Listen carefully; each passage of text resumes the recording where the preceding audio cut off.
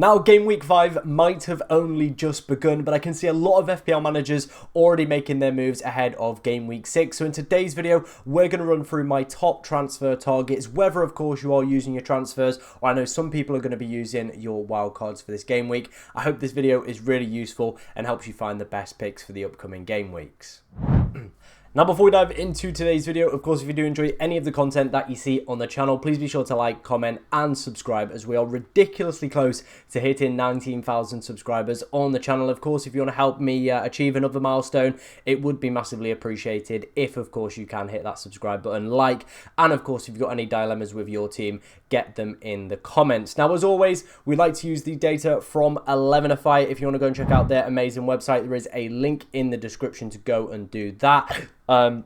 It's all free and it's all available over on their website, so feel free to go, of course, go and check it out. First up, we are going to look at the projected goal numbers for the next 5 game weeks. As you can see, we are seeing a little bit of a drop-off in terms of Liverpool numbers and a little bit of an elevation in terms of Manchester City. So a lot of people are, of course, going to look to get Mohamed Salah out and are going to be looking to bring in Erling Haaland for the next few weeks. I think probably the next point where you would maybe want Salah here is maybe around game week 8, game week 10, as you can see there, with some pretty decent projected goal numbers for those weeks. But I do think Haaland, the form that he's in, the way that he started this season, is definitely going to be a big priority player for a lot of people. Obviously, Chelsea players, their results are starting to get a little bit worse. European football, the numbers as well are suggesting a little bit of drop off in the next few weeks as well. Probably for the next few weeks, it's safe to say we could maybe go without João Pedro for that period. Game week 9 is probably where you want to maybe hop back on the Chelsea assets. Obviously as well, assessing what situation is happening with Cole Palmer. We're seeing an uplift as well for Arsenal. Game week 7 is probably going to be the ideal point to hop on people like Gyökeres. That is where I obviously would be looking to overall invest in them. Spurs numbers seem pretty decent across the board, to be honest, but we are seeing drops for the likes of Nottingham Forest. Obviously, if you've got any of their assets, probably a sell after game week 6. Obviously, if you've got Chris Wood, I probably would recommend keeping him for one more week. Then after that, of course, potentially looking to move him on for other sides. Let's take a look then at the clean sheet data from 11ify. Again, if you want to go and check it out, there is a link in the description. We're seeing very, very good numbers for Arsenal. I think if I'm on a wild card this week, I'm probably looking at double Arsenal defence. Raya and Gabriel for me seem like absolute locks. Liverpool, once we get past this week, it does start to get a little bit more tricky. So I think if you've got Van Dijk, give him this week, and then you've got that flexibility to, of course, move in game week 7 to Arsenal defenders as well. I think that's probably the play realistically for that one as well. Nottingham Forest, we are obviously seeing only one more good game week for them. After that, there is going to be a significant dropout as well for them as a side. So, you know, we're seeing them with a 43% chance this week. Then, of course, we are going to see them with a quite big drop-off over the next few weeks, in my personal opinion. Despite Wolves being so high, I probably wouldn't be really looking to invest in them. A defence that has caught my eye at the moment is, of course, going to be Newcastle United's defence. I think they could be pretty good value. Currently leading the way for XG conceded so far in the league as well. So it could be a pretty decent bet if, of course, you are maybe looking for a wildcard pick, potentially a few Newcastle defenders in there, or maybe at least a little bit of consideration could also be worth having. I like Everton picks as well. Obviously, game week 8, not their most ideal fixture, but other than that, some pretty good numbers. Tarkowski's got 100% DEFCON contributions as well. So again, another pretty decent, valuable pickup in my personal opinion. Like I said, they're the 11ify numbers for this week. Of course, if you want to go and check them out, I will leave a link to their amazing website in the description. But thank you for watching today. I've nearly ended the video like that. Let's move on to the next section. Okay, let's take a look then at some players heading into game week 6. I'm obviously going to have to talk about Bruno Fernandes after that excellent performance today. He was just marvellous. That goal was well executed, took perfection. And honestly, if that guy puts this penalty away against Fulham, he would be one of the top scoring players within the game right now. That is all I'm going to say about Bruno Fernandes. The guy is just absolutely one of the most easy picks within the game. He's got that opportunity to, of course, hit DEFCON. He takes set pieces. He plays very, very good minutes. There is no European football coming up for Manchester United. No Carabao Cup. You can expect to probably roll out Bruno Fernandes in every single fixture. Now, of course, he is a Manchester United player and they can be a little bit temperamental at times. But for a side that I do expect will probably have a little bit better of a season, to get a guy of his quality on penalties, on free kicks, on corners, plays 90 minutes, can hit DEFCON with some good fixtures coming up.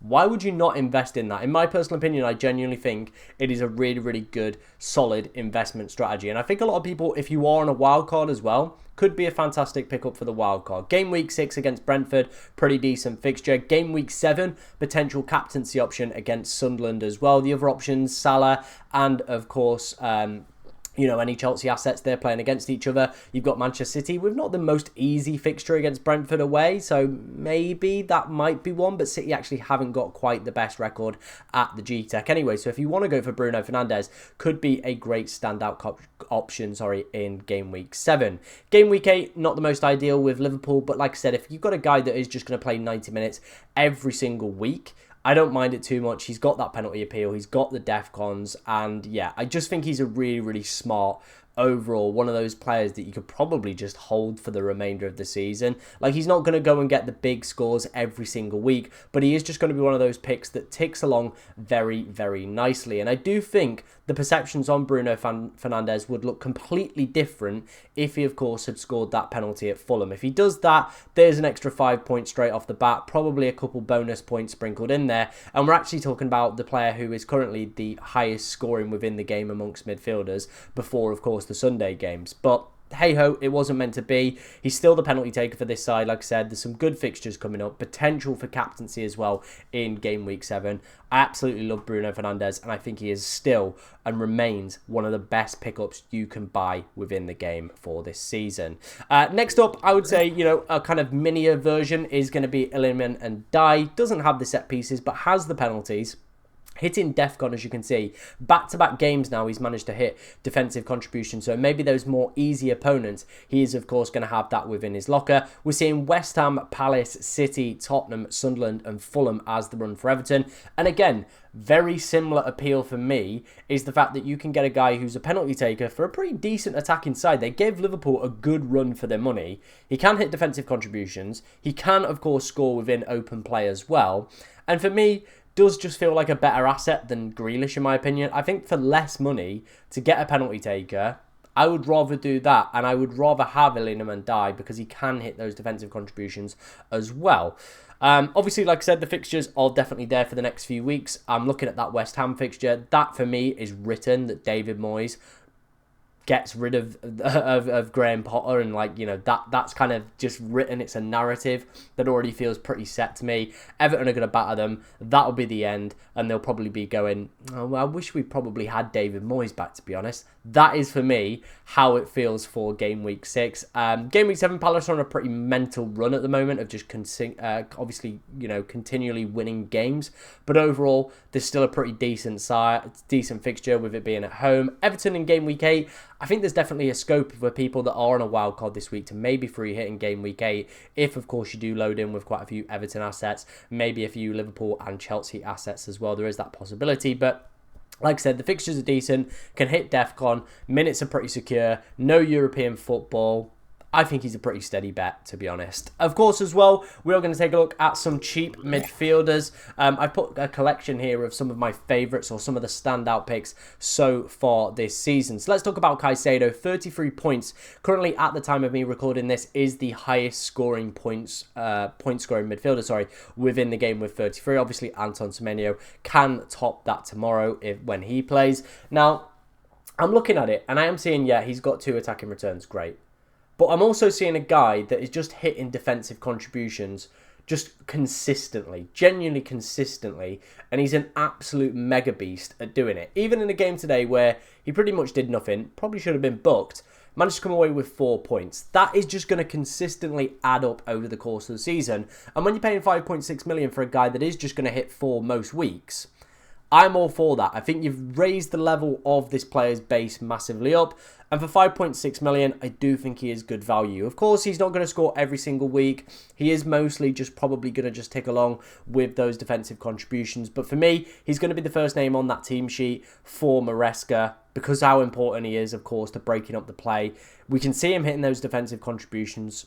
I think for me, he's a very, very solid shout at 5.6. Now, a player that has gone really under the radar, and I've not seen anybody talk about him so far, is going to be Anthony from Burnley. He started the season on fire. 31 points for him. As you can see, decent underlying data as well to back that up. The best on this list out of all the cheap midfielders I have selected. No defensive contributions, but maybe one to monitor. I think, the next two fixtures are probably not the most ideal hop-on points, but maybe come game week 8, if you are looking maybe for like a one week punt if you're on a free hit, or maybe as a wildcard pick if you're delaying your wildcard till then, he could be a decent little pickup, especially if he does well in the next two fixtures. I think that's probably where I'll monitor it. But he's ticking along very nicely, coming in at 5 million, could be maybe one to monitor. I don't think he's a buy for right now, but like I said, one to monitor over the next few weeks. And if he does continue to put in the points that he is, I definitely think he will be on a lot more people's radars. Now, the next two picks are probably, I would say, the more popular 5 million assets. Obviously, you've got Dewsbury Hall off the back of that big 12-pointer a few game weeks ago. Hasn't really done too much, but for a player that, again, plays regular minutes, can take some free kicks and corners, like he's dabbling in a few as well. I don't mind it. But obviously, as you can see, there is a big kind of, point difference between the other players. And like I said, I would rather try and find that extra 1.5 million to try and get Ndai, who's hitting DEFCON, is taking penalties. I think for me personally, I would try and find or try and scavenge that extra 1.5 million ahead of going for somebody like Dewsbury Hall. But let me know what you think of that down in the comments. I still think if you've got him, he's a very easy hold for the remainder probably of the season. Like a 5 million asset that can, of course, take some set pieces and can chip away with some attacking involvements. I don't mind that. I think that's a pretty good investment. The final one is going to be Statch after his massive 15-pointer today. I've been speaking to some Leeds fans at work, and they were very much boisterous on him. They'd looked at their FB ref numbers and saw that he was a guy that breaks up the play, and he has hit DEFCON, obviously this week and in game week 1. So he's picked up 4 additional points for it, but also has that attacking threat within his game as well, which we saw today with the goal and the assist. So 26 points for him so far. Obviously, you do have to factor in that 15 of those did just come from today's game. But maybe when Leeds have got those easier games, you could wheel this guy out at 5 million. Again, if you're on a wild card or maybe looking to, downgrade Salah to get the funds up to Erling Haaland, somebody like a Statch, a Dewsbury Hall, an Anthony, a Caicedo are all going to be very, very good assets in their own right. I think for me personally, Dewsbury Hall and Statch probably get wheeled out when they play against easier opponents. Anthony probably an avoid right now and maybe a monitor and see again how he's going to fare over the next few weeks. But Caicedo, I think if you're looking for someone that you're probably going to have to play more weeks, maybe if you're going a little bit too heavy and just do need that kind of, cheap midfielder that is going to play every single week, then I think the selection would, for me personally, be Caicedo. He is just going to keep ticking along with these defensive contribution points. Like I said, he's raised that baseline point up from a 2 last season, probably most weeks now to a 4 or potentially a 5 as well. The only downside, of course, is going to be yellow cards. Was very fortunate not to have got one today. But like I said, for me personally, he is just going to tick along and is probably my favourite cheap midfielder within the game right now. Now, of course, before we talk through Erling Haaland, if, of course, you want to take a look at any of the data that I've included in today's video, whether that be the defensive contributions, their underlying numbers, as you can see on screen right now, head over to Fantasy Football Hub. They're still running their 50% off sale. If you want to go and take full advantage of it, there is a link in the description. If you use my link, of course, I get a little bit of kickback, which helps the channel grow and, helps keep supporting this passion project for me. And of course, you get yourself a decent product as well that will hopefully help you become a better FPL manager. Obviously, we've got to talk about Erling Haaland. I know he's yet to play in game week 5, but my oh my, game week 6, a lot of people are going to be looking at him and they are going to be purring. They're looking at it. I did a poll earlier in the deadline stream. People were saying they're going to triple captain him. Like, I think it was like 67% out of maybe like 600, 500 people said they were going to triple captain him. If you are a non-owner heading into this week, I fear for you, and I would buy probably the biggest sofa going. I think so many people are going to be on wildcards picking him up. I think so many people are going to be using free transfers that they've banked over the past few weeks and ditching Mohamed Salah to go and get Erling Haaland, that this, for me personally, feels like a guy who could have like a very, very high effective ownership, maybe close to that 200% if so many people are going to be activating the triple captaincy in game week 6 as well. And I think when you do get a player that could be close to 200, it is maybe worth going, yeah, I probably need to reevaluate my ways and probably get Erling Haaland in for game week 6. Game week 7, Brentford, again, feels like a pretty nice fixture given their start to the season as well and overall leakiness. Everton as well at home. Again, I could very easily see Erling Haaland doing well in that one. Villa haven't started the season great either. Bournemouth and Liverpool in game week 10 and game week 11 is potentially where I might look to hop off. Obviously, we saw with the 11FI data a little bit earlier that we did see a twist and a little bit of a shake-up, of course, for Chelsea. So maybe if Cole Palmer's back fit and available for that period, or João Pedro's minutes are still continuing to look good, then that might be the period where, of course, you do look to, of course, get off Erling Haaland. But if you're playing the wild card in 6, bear in mind that there is a big fixture swing for Salah and Erling Haaland in game week 13, where of course you probably will want both back in your side. But overall right now, given the form, given the way that he started this season, he definitely feels like a must-have for game week 6. Let me know, are you planning on going without Erling Haaland? If so, how big is your sofa? Because I think you're going to need it for game week 6. Of course, let me know what you think of today's video as well down in the comments section. If you've got any questions about your team as well, get them in as I'll try to answer as many as I possibly can. But thank you for watching today, ladies and gentlemen, and good luck in game week 6.